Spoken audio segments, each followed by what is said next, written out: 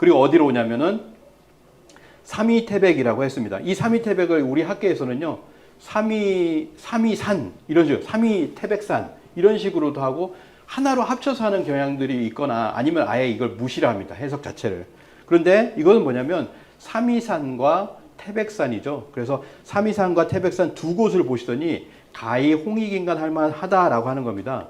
그래서 이것이죠. 이걸 삼국유사에서 보면 환인이 아들의 뜻을 알고 내려다보니 삼위산과 태백산이 가히 널리 이롭게 할 만하더라 라고 하는 것이고요. 삼성기, 환단고기 삼성기를 보면 환국 말기에 안팎의 환인께서 삼위산과 태백산을 내려다보시며 이렇게 물으셨다. 두 곳 모두 인간을 널리 이롭게 할 홍익인간 할 만한 곳인데 과연 누구를 보낼까라고 하니까 이 삼성기에는 뭐냐면 오가의 신하들이 나옵니다. 오가의 신하들이 건의를 하는 거죠. 서자 환웅이란 인물이 있는데 용기와 어짐과 지혜를 겸비하고 홍익인간의 이념으로 세상을 개혁하려는 뜻을 가지고 있으니 그분을 동방의 태백산으로 보내 다스리게 하십시오라고 하니까 환인께서 환웅에게 천부인 세 종류를 주시면서 그쪽으로 이렇게 보내시는 그런 장면이 이렇게 삼성기하에 나오고 있습니다. 그래서 이 네이버 지식백과를 보면요, 여기 보면 이렇게 나옵니다. 삼위태백은 삼위산의 태백 봉우리로 해석하기도 하지만 양자를 별개의 산으로 해석하는 경우가 대부분이라고 이렇게 이야기를 했습니다. 양자를 별개로 해석하면 이 3이라는 건 뭐냐? 명확하게 지금도 구글에서 검색하면 나오죠. 바로 거기입니다. 중국 고전의 지명으로 파악되기도 하는데 이것은 어디냐면 자, 이 부분이죠. 삼위산을 검색하시면 쭉 나오잖아요. 삼위산이 있습니다. 실제로 중국 감숙성에 가보면 거기에 삼위산이 있다라고 하는 거죠. 자, 이렇게 보시면 이 삼국유사의 스케일을 우리가 이렇게 볼 수가 있어요. 삼국유사에 보면은 하시 삼위태백을 내려다보는 거죠. 환인천재께서 저 바이칼에 천산이 있고 천산 두 번째 선택지가 여기죠. 그래서 어느 천산이 되었든 간에 환인께서 내려다보시는 것은 이 삼위산과 이 태백산을 내려다보시면서 어느 곳으로 보낼 것이냐라고 하는 부분이 되거든요. 그럼 스케일이 어떠냐면 삼위산과 태백산을 합해본 이것이 뭐냐면은 환국에서 이렇게 쭉 관망을 하는 곳입니다. 그렇기 때문에 환국이라고 하는 것이 어느 정도의 어떤 영역에 있겠구나라고 하는 것을 알 수가 있는 거죠. 이 삼국유사에 있는 내용 가지고 보더라도 환단고기와 같은 거예요, 사실은. 그래서 환국에 보면 7분의 환이 다스린 그런 어떤 12개 분국이 있는데요. 그 어떤 스케일과 비슷한 모습을 우리가 삼위산에서 보여주고 있다라고 하는 것을 알 수가 있습니다. 그래서 이 삼위태백이라고 했을 때 태백산으로 이제 그 환웅을 보내니까 반고가 떼를 쓰죠. 네, 떼를 쓰는 모습인데요. 반고 가한이라고 합니다. 이 당시 물론 이분도 견이기 때문에 동이족입니다. 이 당시 기이한 도수를 즐기고 있는 반고라는 자가 있었는데 그가 와서 길을 나누어 가기를 청하여 길을 나누어 가기를 청했다. 저도 보내주십시오 라고 하는 거죠. 근데 끝내 허락하였다라고 하는 그 한자가 있잖아요. 그래서 마지못해 뭐 이런 부분도 담겨 있는 것 같습니다. 그래서 허락하였다. 재물과 보석을 가득 싣고 십간 십이지 신장 공공유소 유모 유묘 유수족을 거느리고 함께 삼위산의 남림동굴로 갔다라고 합니다. 그래서 이분이 재견이며 반고가 아니다라고 이렇게 나오잖아요. 그래서 실제로 중국에서는 반고를 개벽신화의 주인공으로서 이렇게 신화적인 인물로서만 그려놓고 있습니다. 근데 중국의 어떤 사서들에도 보면 반고를 반고진인이라고 해서 실존 인물로서 다루고 있는 문헌도 있다라고 하는 거죠. 그래서 이러한 어떤 그 반고도 삼위산으로 이렇게 가게 되었다. 근데 이제 그 실제 어떤 주인공으로서의 환웅은 태백산으로 이렇게 가게 된 겁니다. 그래서 환웅께서 태백산 꼭대기 신단수 아래로 내려오셨다라고 하는 거죠. 어디서부터? 바이칼로부터 이렇게 내려오셨다. 이렇게 보면 될 수가 있겠습니다. 앞에 있는 분이 이제 환웅이고요. 삼천의 무리들을 거느리고서 이렇게 쭉 내려오는 과정이에요. 그게 이제 뭐 수년 동안 해서 뭐 내려오는 그런 과정이었다고도 추정이 됩니다. 그래서 우리나라를 갖다가 이제 요즘 거꾸로 보는 학자들이 많잖아요. 도올 김명호 선생도 그렇고 윤명철 교수도 그렇고 최근에 또 오순재 교수님도 그렇고요. 이렇게 거꾸로 한번 봐보자라고 하는 거죠. 우리나라가 있고 이제 일본이 있고요. 해양 쪽으로 쭉 보입니다. 태평양이 보이고요. 그러면 여기가 이제 바이칼이에요. 바이칼에서부터 쭉 이렇게 내려가는 그런 장면이거든요. 거꾸로 보면은 이런 것도 굉장히 우리가 생각해 볼 만하다라는 생각이 듭니다. 왼쪽이 그렇게 또 거꾸로 보는 장면인데 이건 도올 김용호 선생의 그 지도죠. 그 지도로 보면은 대흥알령 산맥이 있습니다. 그 쭉 내려가는 거고요. 이 우측은 위에서 바이칼 호수가 있고 여기 대흥알령 산맥이 있습니다. 요 안쪽으로 이렇게 들어오는 과정이에요. 이렇게 해서 어디로 왔든지 여기서 이제 내려와서 들어와서 이렇게 다시 밑으로 내려오는 어떤 그런 과정에서 백두산까지 오게 되었다라고 하는 거죠. 그래서 보다체프 러시아 고등경제대학 부학장은 이렇게 얘기합니다. 한민족의 시원적 출발점이 바이칼을 떠나온 사람들이라면 앞으로 유라시아 시대의 주역은 한국인이 될 확률이 매우 높다. 왜 이렇게 얘기했는지 모르겠지만 좋은 얘기를 해줬습니다. 자, 그래서 바이칼에 대해서 태백일사에는 바이칼은 인간이 처음 탄생한 생명의 씨가 머무는 곳이다라고 했는데요. 블라디미르 박사는 이렇게 얘기합니다. 인류 종교 문화 사상은 바이칼 호수에서 비롯됐다라고 하는데요. 이 바이칼 호수에서 유전자 조사를 해보니까 바이칼 호수와 그쪽에서부터 우리나라까지가 같은 유전자에 해당이 된다. 오사카 일본이죠. 마스모토 히데오 교수가 이렇게 또 조사를 이렇게 했습니다.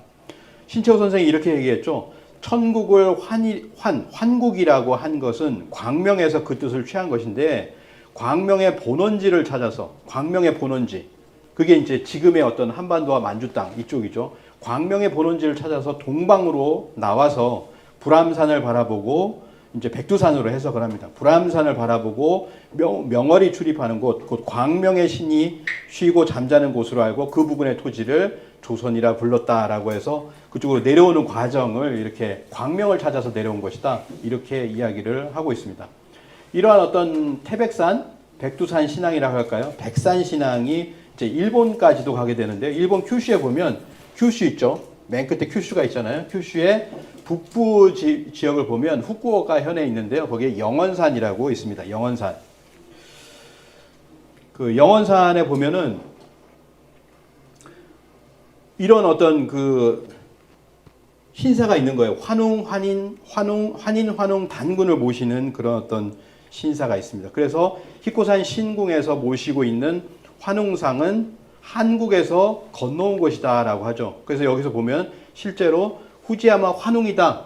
환웅이라고 이렇게 부르고 있는 목조상. 이거는 그 목조상이 있습니다. 목조상을 보면은 환웅상이라고 명확하게 써 있죠. 이 다야마 신사에 모셨던 후지하라 환웅입니다. 후지하라 환웅의 모습인데 실제로 환웅상이라고 하고 실제 모습은 단군 어진과 이렇게 비슷한 그런 어떤 모습을 이렇게 하고 있다라는 거죠.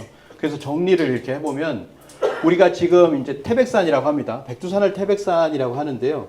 여길 태백산이라고 하면 보통 지금 우리가 강원도에 있는 태백산을 또 남태백이라고 얘기를 합니다. 여기 써 있죠. 남태백이라고 얘기를 하죠. 우리 평양도 보면 평양이 있고 남평양이 있잖아요. 실제로는 지금 있는 평양이 남평양이거든요. 우리가 알고 있는 그 위쪽에 보면 또 평양이 있습니다. 그런 것처럼 여기는 태백산이 있고 남태백이 있고 그 다음에 백산신앙이라고 했잖아요. 큐슈 북부로 넘어온 어떤 백산신앙이 영원산, 히코산에도 있었다라고 하는 것이죠. 그래서 히코산을 비롯한 일본 북큐슈의 여러 산에서 백산신을 모시고 있는데 이것은 한국 산악신앙의 영향을 받은 것이다. 한국의 산악신앙은 단군신앙을 말하는 것으로 백두산을 중심으로 널리 분포되어 있다라고 합니다. 그래서 뭐냐면은 이 아까 말씀드린 처음에 삼위산으로 이렇게 가고 반고가 삼위산으로 가고 환웅이 태백산으로 이렇게 내려와서 결국에는 일본에까지 영향을 미쳤다라고 하는 얘기를 했는데 또 하나 붙은 것이 뭐냐면 어느 문헌에 금악이 붙어 있습니다. 그래서 세 군데를 찾아봤다라고 하는 게 있어요. 금악과 삼위 태백 이거를 찾아봤다라는 거죠. 그래서 이것이 어디에 있냐면 태백 일사에 나와 있습니다. 자, 환인께서 금악 삼위 태백을 두루 살펴보고 아 태백이 홍익인간하기에 알맞은 곳이라 이렇게 생각했다라고 하는 거예요. 이 금악이 어디냐? 그래서 이걸 보시면은 그때 당시에 어떤 그걸 알 수가 있는데요.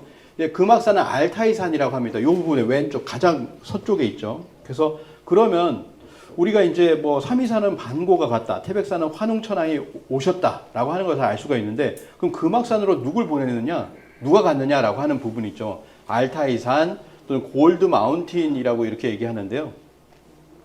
러시아의 유가이 교수는 이렇게 얘기합니다. 한국의 고대 문명은 중국의 황하 문명과는 분명히 다른 북방 문명과 알타이 문명에 뿌리를 두고 있다. 북방 기마 민족과 맥이 다 있다. 이렇게 이야기를 하고 있습니다. 그래서 보면 이 알타이 산맥에 보시면은 아파나시에보 문화권이라고 있어요. 6천년에서 4천년 전에 이 문화권이 있는데 이 6천년에서 4천년 전에 말 제갈과 승마의 증거, 북방 유목민족의 그런 어떤 증거가 나타났다라고 하는 거죠. 그리고 뭐냐면은 여기에 이제 알타이 산맥이 있잖아요. 알타이 산맥 보이시죠?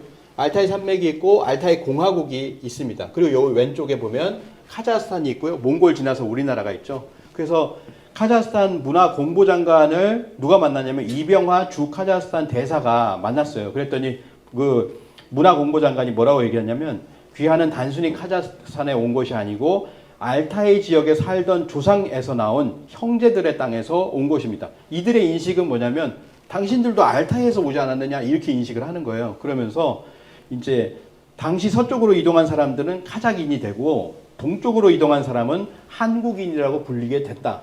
이거를 그냥 단순히 일반인이 얘기한 것이 아니라 우리로 보면 뭡니까? 문체부 장관. 그 문체부 장관이 나와가지고 문체부 장관이 사실 역사, 이 문화재청 이런 거 다 하잖아요. 우리나라에서. 거기도 마찬가지겠죠. 그래서 그런 이야기를 한 겁니다. 서쪽으로 이동한 사람 카자흐인, 동쪽으로 이동한 사람은 한국인이다. 거기에 알타이에 있었다라고 하는 얘기를 합니다. 우리 문헌과는 맥락이 다 있는 것이죠. 또 하나는 이제 유물로서 보면요. 요령상 평강지구에 출토된 금동 양식, BC 2세기죠. 이 양식을 보면 이게 굉장히 재밌는 그 흥미진진한 그리고 많은 학자들이 인용하는 그런 겁니다. 잘 보시면 아시겠지만 여기가 이게 어떤 동물입니까? 호랑이죠. 예, 여기가 곰입니다. 예, 곰입니다. 그 호랑이와 곰이라고 하는 뭔지 아시겠죠? 근데 새의 큰 날개 아래에 있어요. 이 새가 뭐냐면 환웅족이죠. 환족이죠. 환족에 웅족과 호족이 있는데 이 새가 어디를 보고 있습니까? 웅족을 보고 있죠. 이쪽을 택한 거예요. 이제 그런 과정인데 그 웅족의 또 뒤에 누가 있냐면은 일이나 늑대로 보여지는 보통 늑대라고 얘기합니다. 늑대가 있었다라고 하는 겁니다. 그래서 곰족과 범족 외에 늑대족도 환웅의 신시고국을 찾아서 귀속되기를 자처했다라고 하는 거죠. 이것이 이제 같은 내용인데요. 이 늑대족이 어디냐면 투르크 기원 설화에서도 보면 최초의 투르크인들이 늑대의 보살핌을 받는 것으로 나오게 되는데 이게 뭐냐면 어디로 갑니까?